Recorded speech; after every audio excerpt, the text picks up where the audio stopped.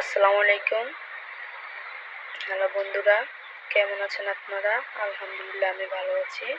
আজকে আমি ভিজা খিচুড়ি তৈরি করে দেখাবো আপনাদের।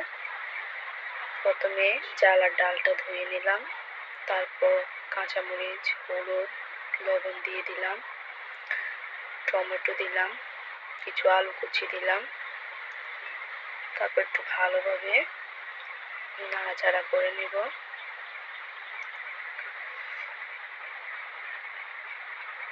দুইটা তেজপাতাও দিয়ে দিলাম।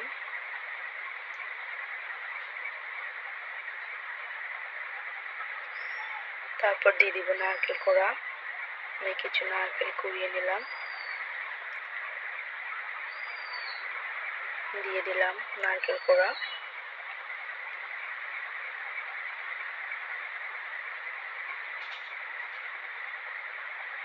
নারকেল দিয়ে ভালোভাবে নেড়ে নেব।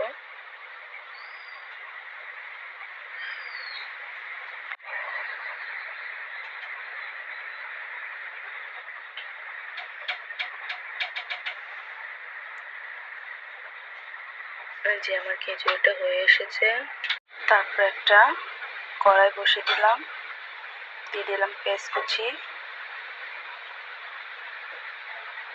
একটু তেল দিয়ে দিব। তেলের সাথে পেঁয়াজটাকে ভালোভাবে একটু নেড়ে নিব।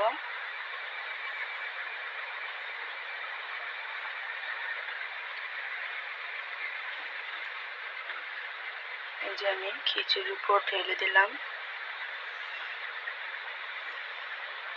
যে আমার সম্পূর্ণভাবে ভেজা খিচুড়ি রান্না হয়ে গেল।